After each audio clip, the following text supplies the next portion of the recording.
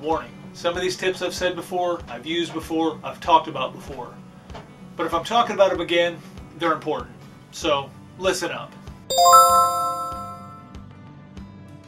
Hey guys, Steve here, the Faithful Runner, and I got some tips for you.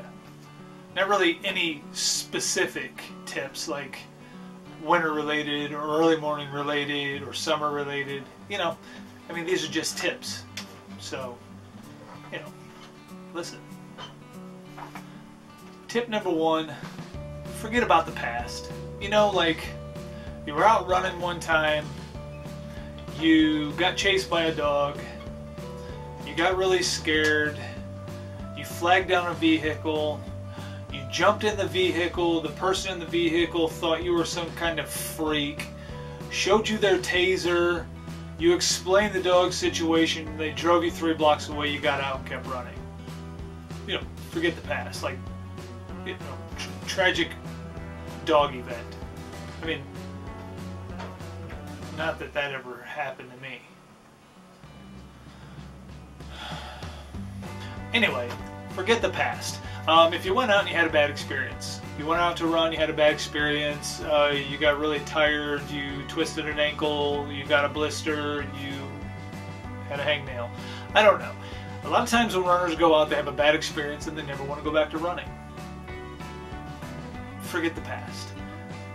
You can always make it better. You can always do better. You got to remember, the first time you go out running is probably going to be awful. It's hard to breathe, your body hurts, you went 4 blocks and you don't feel like you accomplished anything. Forget the past. Try again. And if that one's tough, try again. And if that one's tough, try again. Because eventually, and I guarantee this, eventually running will become much easier and running will become much more fun. I promise you that. The next tip on the list is find a happy ending. Not the kind of happy ending you find at those weird Asian massage parlors. Not that kind of happy ending. Find a happy ending. Find something in running that you get to look forward to. So when you're in a race and you get into the finish line, think of something that you're looking for. Some people look forward to just the finish line. That's their happy ending. Some people look forward to the beer at the end of the run. I look forward to the smiling face of my wife and my child. That may sound sappy, but that's what I look forward to. They're always there. They're always at the finish line waiting for me, and I just can't wait to see them. I really look forward to the finish line. Next tip on the list, treat yourself. If you've been out training, you've been out running, you've been out doing your best and working your hardest and accomplishing goals and getting into shape and making yourself healthy, you deserve to treat yourself. You really do. I mean, hard work deserves a reward. I mean, some people would say the reward is, you know, a healthy body, being thinner, feeling good. But if that's not enough of a reward for you, then treat yourself. Go out and buy some new running clothes. Go out and buy some new running shoes. Go out and, you know, have an ice cream cone. I mean, if you're in the middle of training, I wouldn't recommend that. But I mean, if that's what you want to treat yourself with, treat yourself. You know, falling off the nutrition wagon occasionally is okay. If you want to treat yourself, just treat yourself in some way. All that hard work really deserves a reward. Next on the list, hit the trails. Run through the woods. I wouldn't recommend it around this time of year because there's probably guys out there with hockey masks on and chainsaws. But after Halloween, hit the trails. Mix it up a little bit. You don't always have to pound the pavements or run through the neighborhoods. Hit the trails, head through the woods, enjoy some nature. Mix it up a little bit. Make it fun. Keep it interesting. Next on the list, go naked. Go naked. I don't mean take off your clothes and run around town. I'm not trying to get you arrested, for crying out loud. Go naked means leave your watch at home. Leave your phone at home. Leave any running recording gear at home. Don't worry about the miles. Don't worry about the distance. Just worry about enjoying the run. Go naked. Leave your clothes on. Leave your watch and phone at home. That's what I mean by go naked, perverts. The next on the list I'm going to take serious for a minute. Running is rewarding.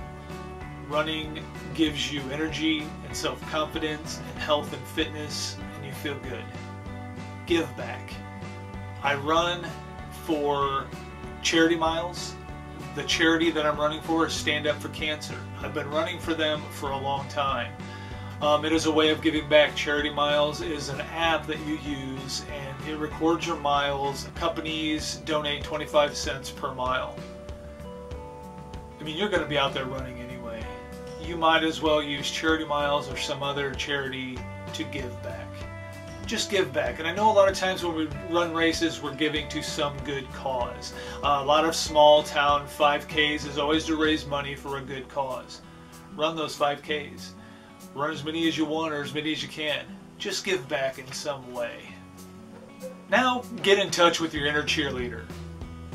Don't go touching cheerleaders, because again, you're going to get arrested. Get in touch with your inner cheerleader. If you're not going to run a certain race, or you're training for a certain race, but you know of a race that's coming up, or you have friends running a particular race that you're not running, be on the sidelines. Root for the people who are running these races. See the race from the other side. See the race from the spectator's perspective. I've done that, and that is a really cool experience, because you see these people coming through and you see how they're happy they are or exhausted they are, but either way, you know they've been on some sort of journey. And seeing the race from the spectator's view is really, really cool. Try it sometime. If you're not in the race, watch the race.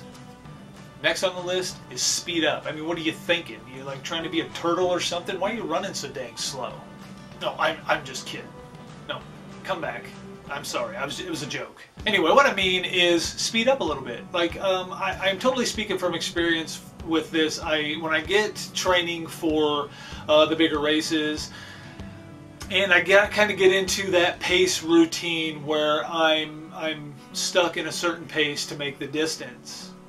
A lot of times my body starts to hurt, my body starts to get sore, and I start to feel worn down, and I need a good speed workout.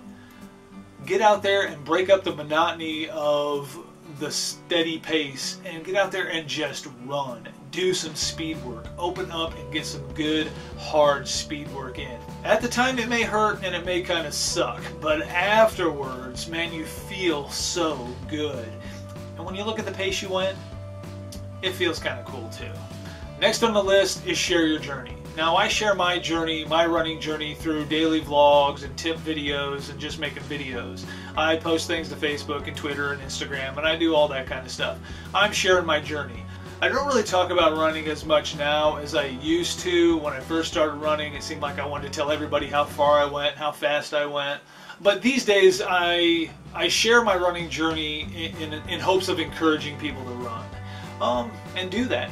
Journal your runs, share your runs, post pictures of your runs. If you're logging your runs through an app, you already have your phone with you. You can snap pictures, you can Instagram, you can just share your journey.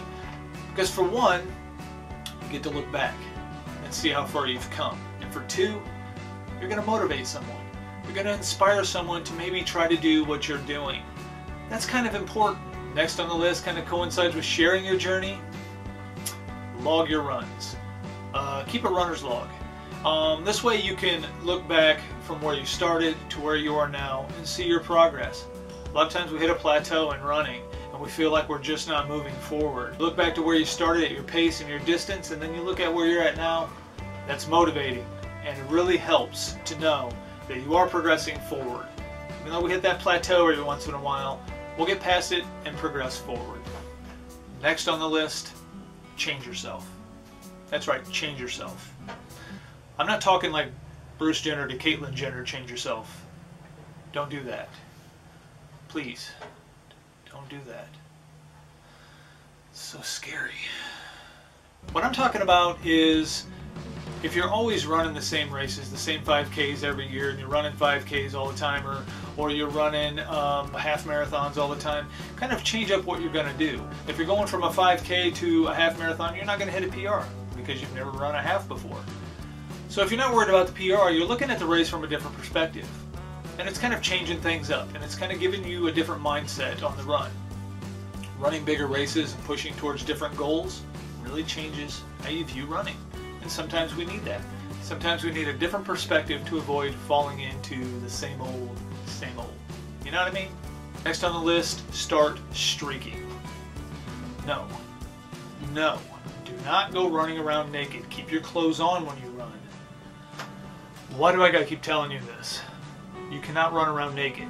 But what I mean is set up run streaks. Say you want to run a mile a day, or you want to run every day for the next year. Just set up some run streaks. This helps keep you motivated and helps keep things interesting. Next on the list is take a break. After all this exhausting talk about running, you need a break. And taking a break is important. Resting your body is super important. You need to let your muscles grow and repair themselves. So taking a break is something you have to do. And sometimes taking a break gives you something to look forward to. You put in all this training, or you put in all these runs, or you've put in all these run streaks, or you've done all the things, everything on the list. It's time for a break. That's something to look forward to. Every once in a while you need a break. You should at least be taking a break once a week. Give your body time to rest. And listen to your body, because your body will tell you when it's tired, and your body will tell you when you need to rest. Learning to listen to your body is super important. And by listening to your body, I don't mean start making bodily noises. That's disgusting. And the last on the list, want the run. There is so much you gain from running. There are so many benefits to running. The changes in your health and your body and your energy and your motivation and just feeling good. I've said this before in other videos. I know what it's like to not feel good. I know what it's like to be overweight and to feel tired and just crappy. Running is beneficial in so many ways, and that just makes me want the run so much more. That's my motivation to get out the door and not miss my run days. You gotta want the run, and you really gotta appreciate what the run does for you. So there you have it, guys. That is my kind of sporadic tips for today. And you know, I was trying to kind of cut up and be funny, but take your health serious. Take the quality of your life serious. If you're not feeling well, or if you're overweight, or if you just want a better quality of life, start an exercise routine. And always remember your cardio. Cardio is good for you. Cardio is great for you. Cardio is fun. So definitely take your health serious, guys. Really, that's what these videos are all about, because I know what it's like not to be healthy. And I really want the way I feel and how far I've come, I want that for you. And if you're starting a new journey of looking into being a healthier you, I would do anything to help you. If you have any questions, drop me an email, drop me a message on Facebook, or drop a comment in this video below. I want to help you out. I want everybody to feel happy and healthy. With that said, you guys, live, love, run. I'm Steve, Faithful Runner, and I will see you in my next video.